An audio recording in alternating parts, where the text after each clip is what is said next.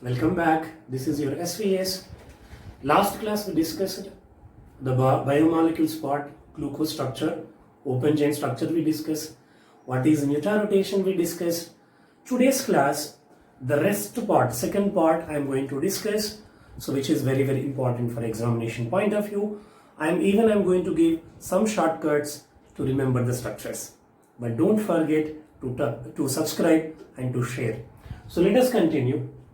Cyclic structure of the glucose.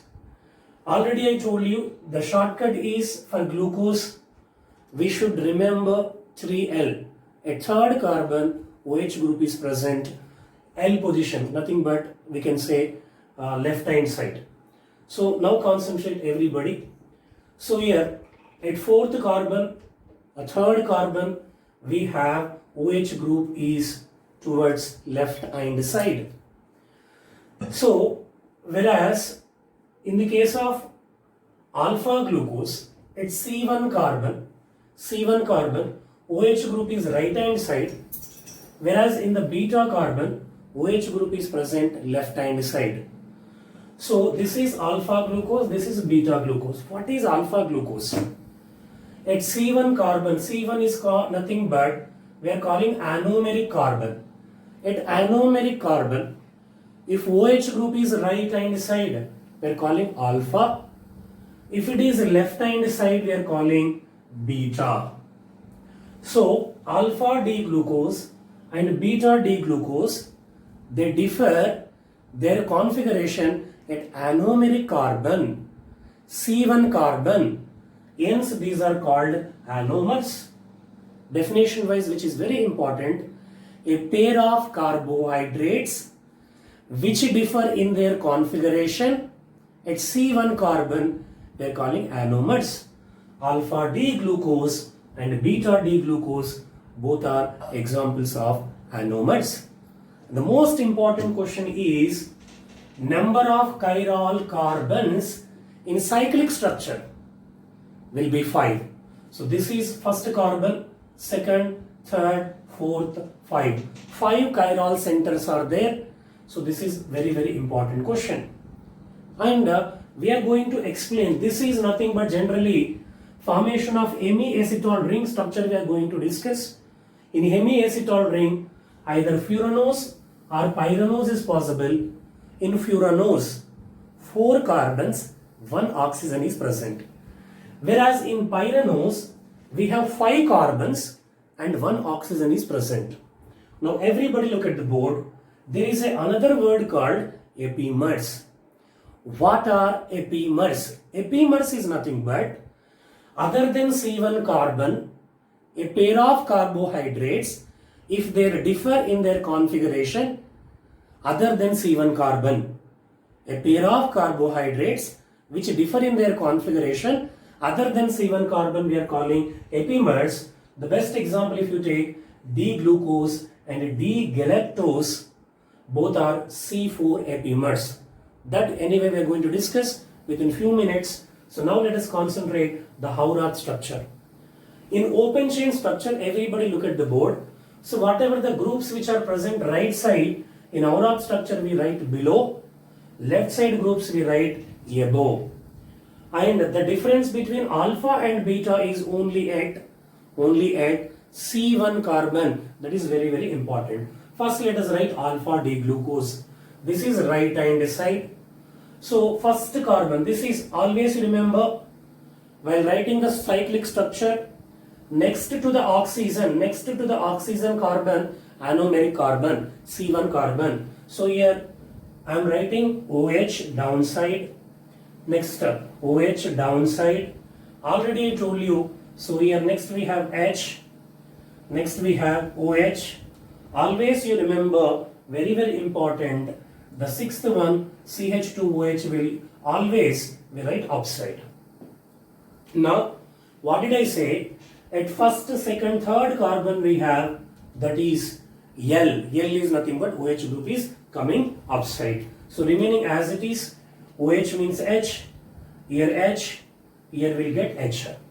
This is alpha D glucopyranose. Whereas if you take beta D glucopyranose, what is the difference I told you? only at C1 carbon OH group is left hand side. Left hand side means it will come which side? Upside. So now concentrate. Remaining, let me write.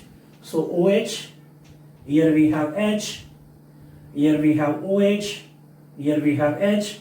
Already I told you CH2OH always comes upside. The rest of the groups when you write, here we have H, here we have OH, H, OH. Let us check. H we have downside, OH. Next we have H, next we have OH, HCH2OH. So this is Howrott structure for the glucose. So cyclic structure, number of chiral carbons will be 5, which is very important. Alpha D glucose, beta D glucose, both are anomers. They differ only at C1 carbon. OH group is right hand side, we are calling alpha. If it is left hand side, we are calling beta. Next one is very important. What are the drawbacks we studied in open chain structure? All properties explained by this. So it explains negative test. Why the open chain structure did not give Schiff's test. Similarly, why it did not give positive test with sodium bisulfite. Similarly, the pentaacetyl derivative, why does not give reaction with NH2OH. The reason is the aldehyde group is not freely present, it is present in the form of cyclic structure. And the very important point is, this is very important question, glucose in blood quantitatively tested by using Tollens test. So next one, let us discuss fructose. Fructose we are calling levulose, sweetest sugar which is generally present in honey. And most important, I am giving the trick. No need to buttify the structures. If you know this trick is enough. So glucose already we discussed the trick 3L. For galactose 3,4L. And both are aldohexoses. Whereas fructose is nothing but 3L, but which is a ketohexose. Functional group is ketone. Now let us concentrate. When you observe structure of fructose, it is a ketohexose. Definitely at first carbon, functional group is not possible. Functional group is present at second carbon. So this is first carbon, this is second carbon. And what did I say? Third carbon, 3L. 3L is nothing but here we are getting OH. So naturally here we have OH, here we have OH, H, and H. This is the structure of fructose. Same thing if you write in the form of cyclic. So this is the cyclic structure of the fructose. So this is the first carbon, second carbon, third carbon, fourth carbon, fifth carbon, sixth carbon. Already I told you if OH group is right hand side, we are calling alpha.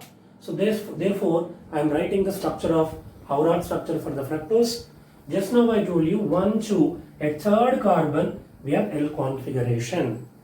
So rest, here you concentrate OH. So therefore OH down, next we have H, next we have OH, and last always we will be writing CH2OH upside. Here OH means what, Nana? We write H. So this is the structure of alpha fructose. So like this we are explaining, this is the shortcut you remember, glucose 3L and galactose 3,4L, fructose 3L is the shortcut. So next one is, let us discuss disaccharides. Before that, fructose has 3 chiral carbons. That is one of the important question. Fructose has 3 chiral carbons. Disaccharides, if you observe, in disaccharides we have sucrose, maltose and lactose. As per NCERT, we have polysaccharides, that also we'll discuss. But in disaccharides I told you the shortcut. Glucose 3L, don't forget this, glucose is 3L, galactose is 3,4L, fructose is 3L. Glucose, fructose 3L, whereas galactose is 3,4L. This is the shortcut. No need to remember the structures. So if you know this shortcut, you can draw it. So sucrose, which is a levulose, which has levo rotation. and which is on hydrolysis. We are getting alpha D glucose and beta D fructose. Fructose is also a levorotatory compound. Here C1 carbon of the glucose and C2 carbon of the fructose, they bonded by using glycosidic linkage, alpha glycosidic linkage. Now let us concentrate. C1 carbon of the glucose and C2 carbon of the fructose forming glycosidic linkage, COC bond. Here we are calling glycosidic linkage. Very, very important. Here what we taken on a beta D fructose. Beta means generally what happens? OH will come here. Here also this is alpha D glucose. Alpha D means OH will come down. What happens? Elimination of water takes place. We are getting glycosidic linkage. And whether alpha or beta, in fructose what did I say? 3L. 3L is nothing but first carbon, second carbon. OH is coming up. Remaining here H, here OH, here finally we have CH2OH. If you take glucose, so already we discussed this is alpha D glucose, 3L. 3L is nothing but third carbon, OH will come. So naturally here we have OH, here we have H, here we have OH, here H and CH2OH. This is the way how you have to write the structure. Little practice, once or twice we practice, you will get the answers, because once even they ask the structures. Next, maltose. Maltose generally which has C1 comma C4 linkages, alpha linkage. We are getting on hydrolysis both alpha D glucose units, and so first one I am taking, both are alpha glucose units only. How to write alpha glucose units? C1 carbon, C4 carbon. This is C1 carbon. What did I say? 3L. 3L is nothing but OH will come here. Remaining naturally OH we have, H we have, here we have OH, and last one is HCH2OH. Same way I am writing here. We have OH, OH, third carbon L, OH will come upside, H, here naturally H, CH2OH. So like this, we are getting alpha glucose and alpha glucose. And here if you observe very clearly, here very clearly the C1 carbon is free, therefore this is reducing sugar. Reducing sugar. Aldehyde group is freely present, therefore it is a reducing sugar. And it shows mutarotation. It shows mutarotation. Whereas in the case of sucrose, the C1 carbon of the glucose as well as C2 carbon, functional group already we told in fructose, functional group is presented C2 carbon. Now both are involved in glycosidic linkage. No free aldehyde group, no free ketone group. Therefore, this is non-reducing sugar. Non-reducing sugar. Last one, lactose. Lactose is nothing but milk sugar. Lactose is nothing but milk sugar. So, which is present in milk, which is on hydrolysis, will get beta D galactose and beta D glucose. Already I told you the shortcut. For galactose, 3, 4, L. So, I am writing the structure 3, 4. L is nothing but OH group will come upside. Next, glucose is 3L, OH will come here. Remaining, let us write beta D glucose, beta D galactose. Beta means at first carbon, OH group is coming left hand side. Left hand side means we should write top. So therefore, OH group here, here also OH group. Now let us write the structure as it is. Here we have H naturally, OH. Here we have H, here we have OH. This is HCH2OH. Here we have H, here we have H. So this is OH, this is H, this is H. And H and CH2OH. Now if you observe very clearly, this OH going as water, so we are getting beta link. In lactose, if you observe very clearly, the glucose has C1 carbon of the glucose freely available. Therefore, this is also reducing sugar, shows mutarotation. and also forms osazone. Also forms osazone. So like this, we are comparing the next one, polysaccharides. Under polysaccharides, we are discussing starch. Starch contain the monomer is alpha D glucose. Finally, whatever the food we take in the intestine, it will convert into glucose. This is one of the important point. So starch contain amylose and amylopectin. Very, very important. Amylose contain around 20%. Amylose is water soluble linear polymer which contains C1C4 linkages, and it gives very, very important blue color with iodine. Whereas amylopectin, if you observe, very, very important, amylopectin, 80% of the starch contain amylopectin, which is insoluble part, which is branched polymer, which contain C1C4 and C1C6 linkages are present, and does not give blue color with iodine. Does not give blue color with iodine. Next, cellulose. Cellulose generally present in cell walls, which is linear polymer which contain beta D glucose. Very, very important. Starch has alpha D glucose, whereas cellulose has beta D glucose. This is very, very important. Sometimes they'll ask match the following. So beta D glucose, which contains C1C4 linkage. Generally in cotton 90% cellulose is there, whereas in wood 40 to 50% cellulose is present. Finally, glycogen we are calling animal starch, so which contain alpha D glucose.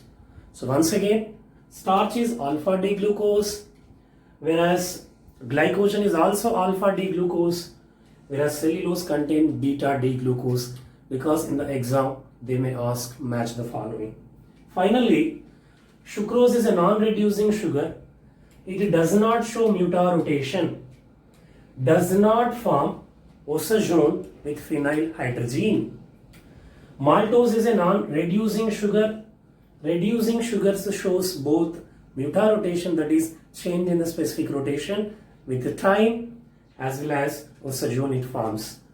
Lactose also shows mutarotation and osazone. Starch, cellulose, both are non-reducing sugars. They do not show mutarotation as well as osazone. Finally, Molish test. All carbohydrates will give Molish test. 10% of solution of alpha naphthol. When you add to the carbohydrates, then afterwards slowly through the walls of the test tube, if you add sulfuric acid, will get a purple color at the junction. So all carbohydrates will give Molish test. So this is about the polysaccharides carbohydrates part. We'll discuss the very, very important concept, amino acids and remaining rest proteins and vitamins, etc. in next video. But don't forget to subscribe and don't forget to share. So this is your SVS, and next class I'm going to discuss the polymers and remaining part also. But very, very important, do read NCERT. You are left with very, very less time, almost 55 days is there. So prepare well, all the best.